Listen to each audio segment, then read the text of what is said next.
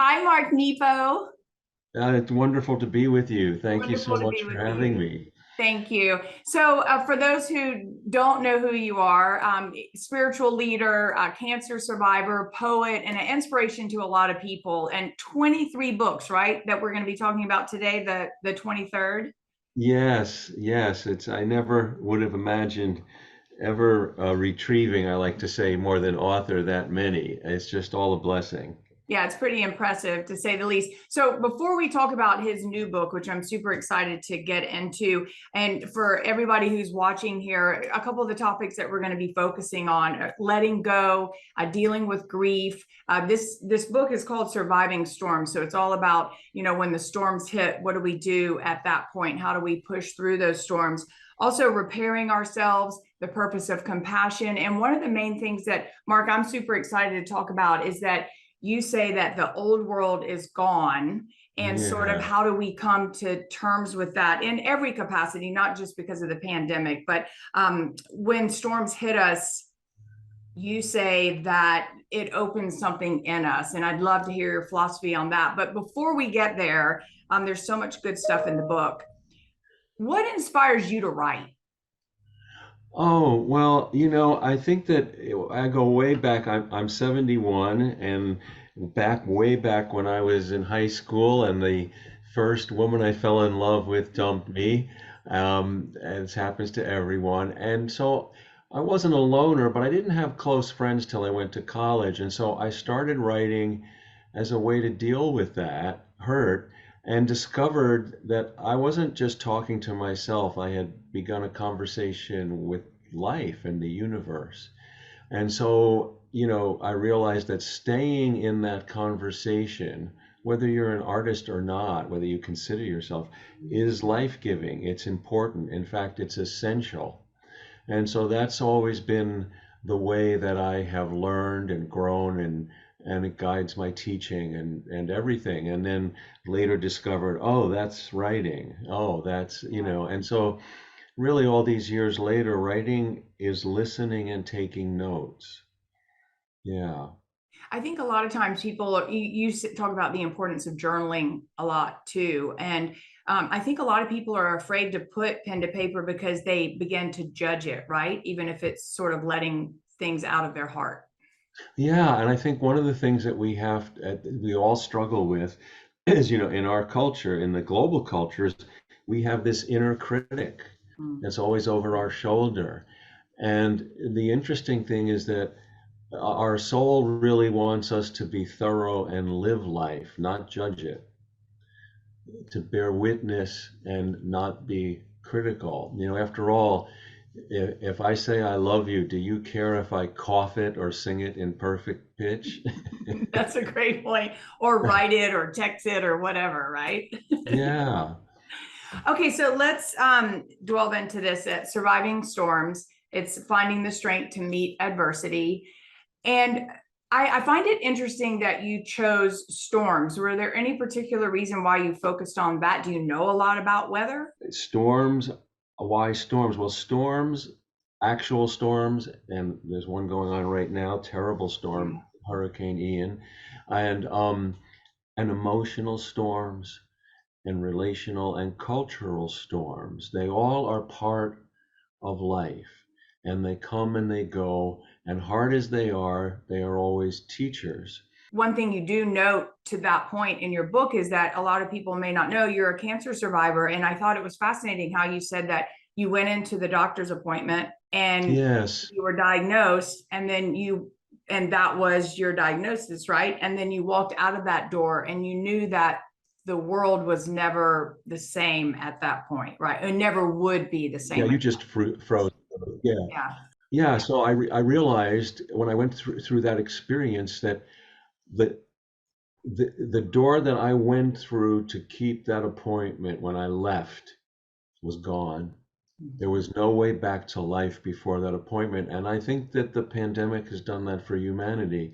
And understandable as it is that we'd like to go back to something previous, or we're in denial, or we're angry about it, or we'd like to blame someone, the old world is gone.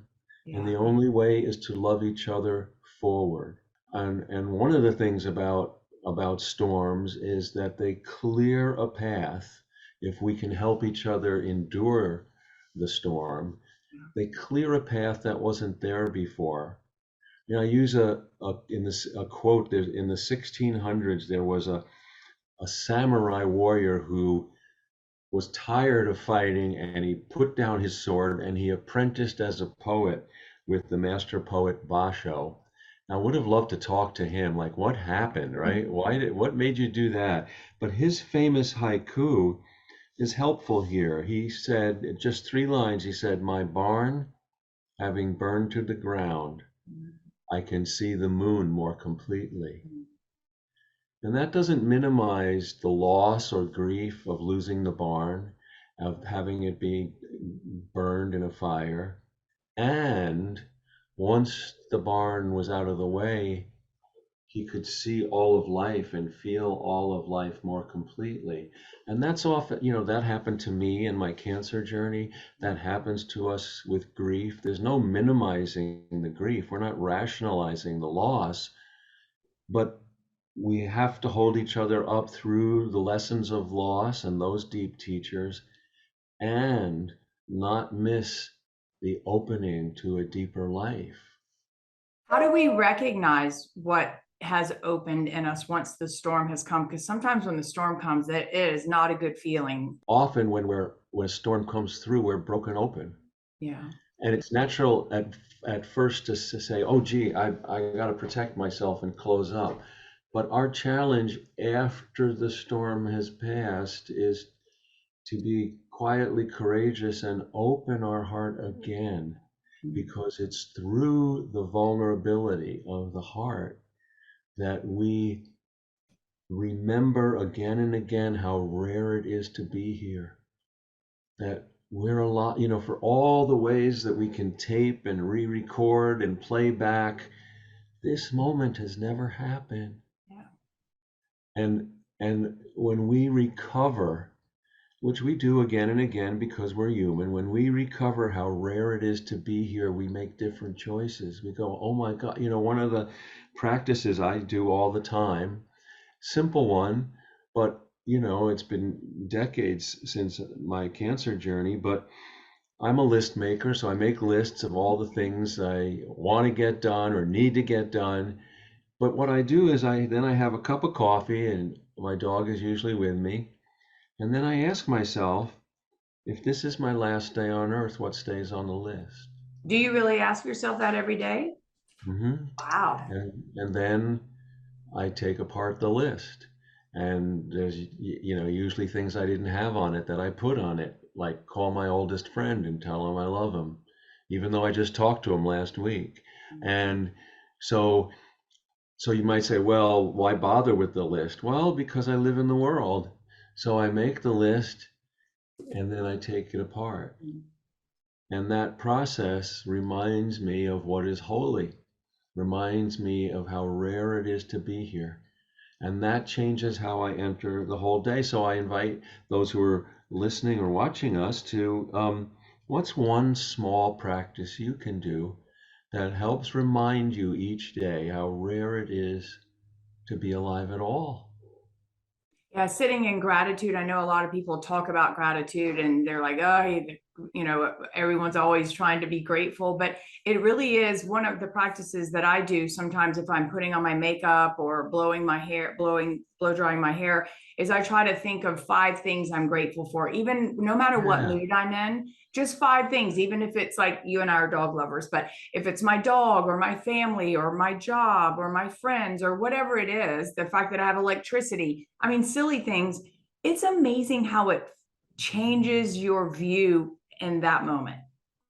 Yeah, and I think that it's so important to, by being grateful, it doesn't mean that we're minimizing the difficulty of what it is to be alive. Our hearts are big enough to let in both, and we have to let in both to gain all the lessons and to help each other live. I think that life has been made just difficult enough that we need each other Yes. in order to ensure the journey of love. And so, the biggest, I think some of the oldest medicines in the world are holding and listening. Mm. Holding and listening. I can't think of a time in my life when I've held or been held that hasn't been healing. Mhm. And even if it's a truth I'm not ready to hear, I can't think of a time I've listened or been listened to that hasn't been healing. And so that requires us to stop, lean in, and ask questions. And really listen. Truly listen. Yeah.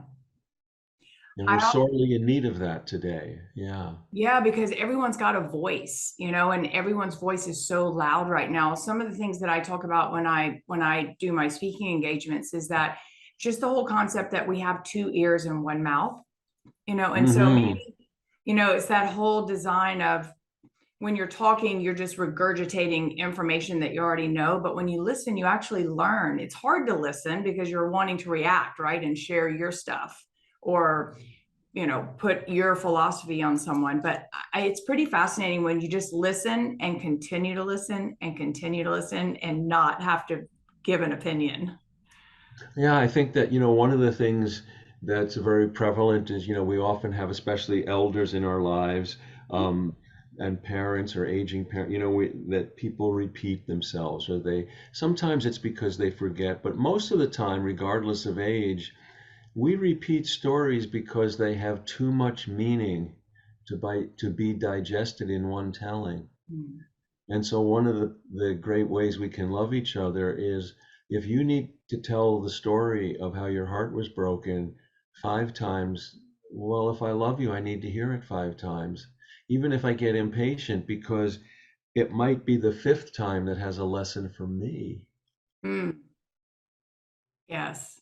I find myself that way with my mom sometimes. It's like she'll wants to repeat something painful from the past. And we're like, Mom, we've heard that already. Like we've heard that story. And it's not dementia, it's just she's healing through that, right? Um, Right. He needs and to years tell it. ago I would suppress it. And now I'm letting her tell those stories, you know, because it's healing for her, I think. And on that note, so the company that I started is called Be Kind and Co. And so it's on a concept of like sort of just that same purpose of compassion, purpose of kindness. And a lot of people feel like kindness is a weakness, and not a strength. And what I hear you saying is that being compassionate with one another, being kind to one another, especially in these days when everything's so loud, and just slow down and lean in. How important is that, do you think, in our life? Kindness is absolutely a strength. Mm. The strength of our kindness is so important. And throughout the ages, fear, every age, and this is our turn, is challenged to choose love over fear. Mm.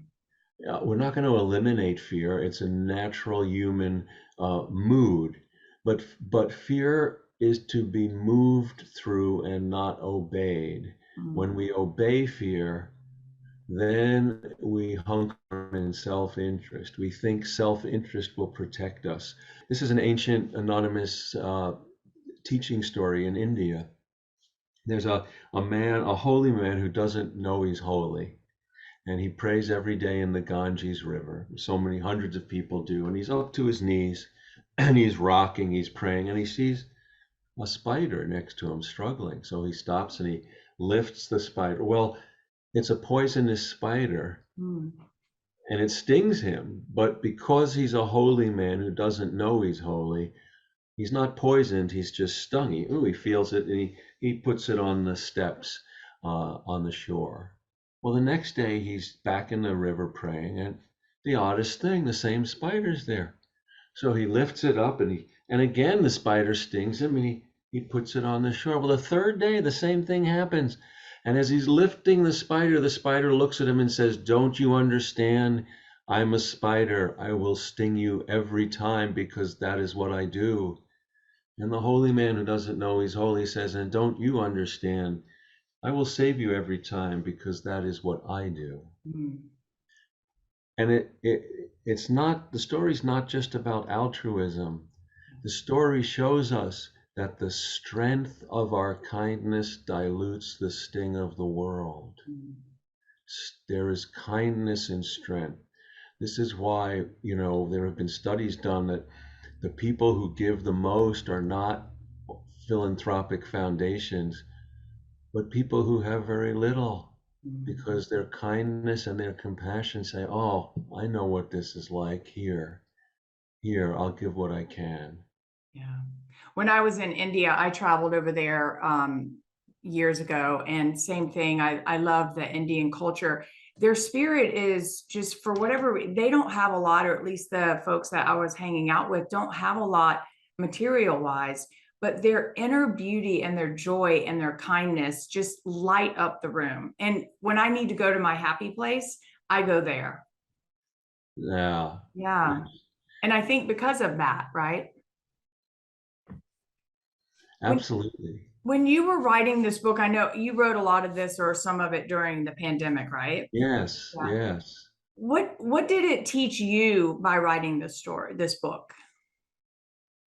Well, it taught me that, um, well, it taught me that I believe in, I'll talk about the distinction between incarnation and progress. Mm.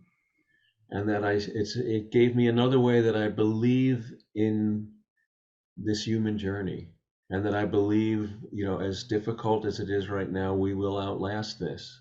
And and so what do I mean by progress and incarnation? So progress is where in the outer world we want to leave the world a little better than we found it.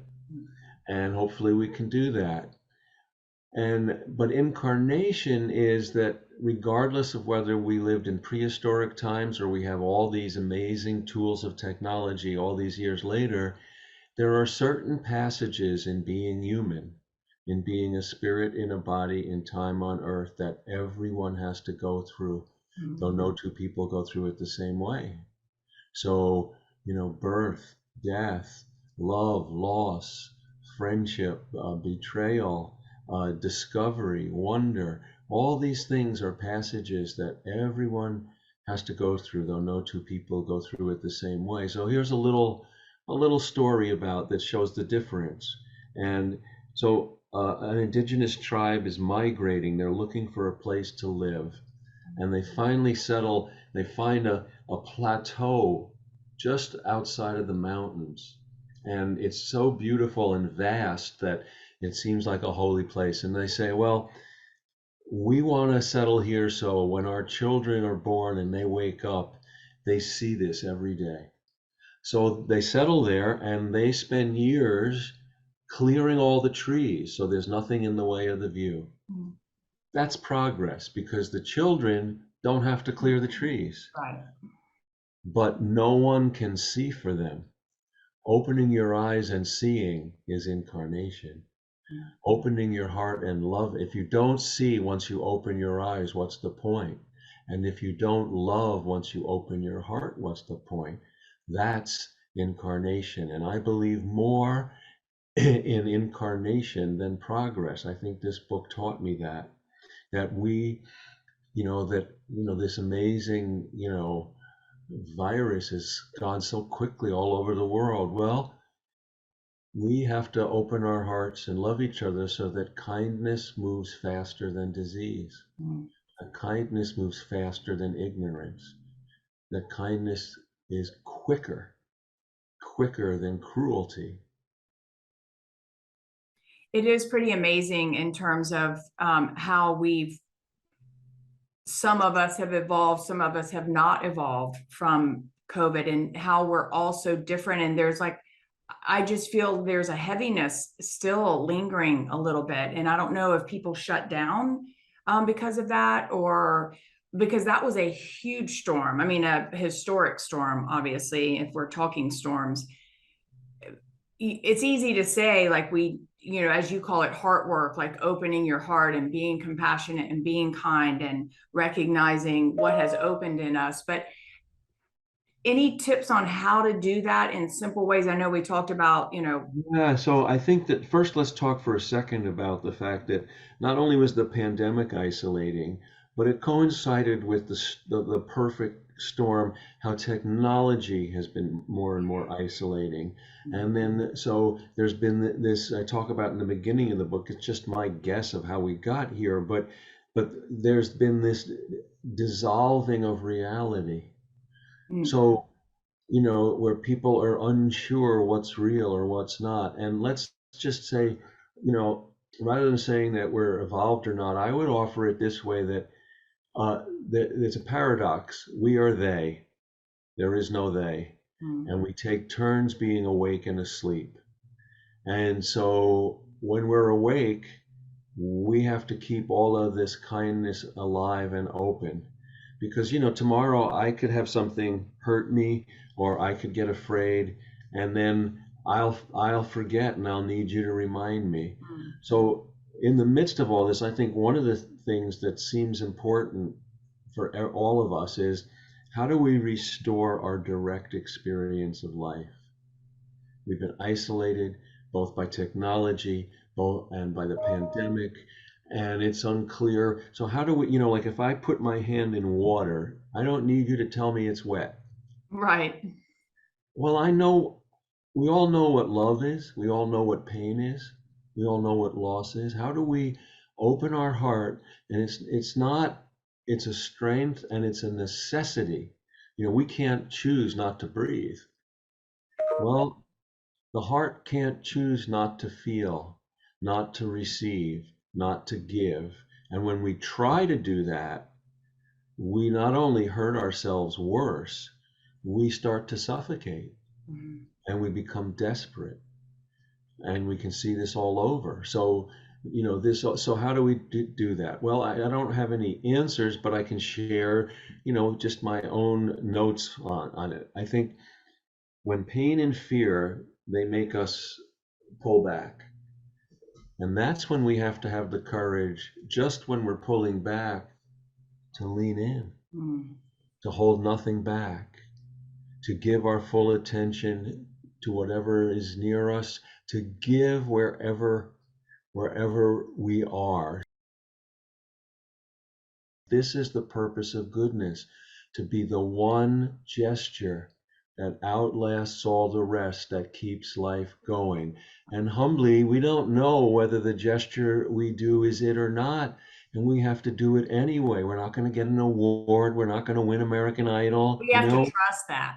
We have to. So if you see someone fall down in the parking lot, and their groceries, and you go help them up and gather their groceries, that might be the one gesture that keeps life going that day. Yep. I always say that, it's like if you think negative, negative, negative, like those protons, but it's like all of that can be negative, but that one act of kindness or that gesture of goodness, it negates the negative that happened, across the United States or across the world, so, and so then it does become the 1 billion.1. Yeah, Right. yeah. And so, yes, and that philosophy is so true. And I heard you saying that a lot in your book, and that's what resonated with me and why I wanted to speak with you and Oh, get thank some you. concept. You're going to have to come out to Los Angeles. We'll have to figure out a Oh, way to get you out here. I just want to say thank you. I didn't want to keep you too long today. I could talk with you for hours, and I just really appreciate it. I do want to let people know, though, that you are doing a year-long journey in Michigan. It starts next year. Will you tell us a little bit about that? yeah. So, in addition to my traveling, every year I offer a year-long journey where a small group of people come together for 4 weekends over a year, and I design a journey so that we actually go through a year of life together. And this one is called As Far as the Heart Can See. On my website, marknepo.com, it's only for 16 people. We meet here in Michigan where I live, and all the details and where to register, there are a few spots left for it starts next March, are there. And I mean, I thank you for your work and being a part of it. Let me close with a small poem of mine, just a stanza. It goes like this: The mystery is that whoever shows up when we dare to give has exactly what we need hidden in their trouble. Thank you. You're amazing. Thank you, Mark. And your work and your philosophy is not being lost out there. A lot of people are hearing it. So trust that and keep doing what you do. Oh, thank you so much. All Thank right, you. everybody, surviving storms, finding the strength to meet adversity.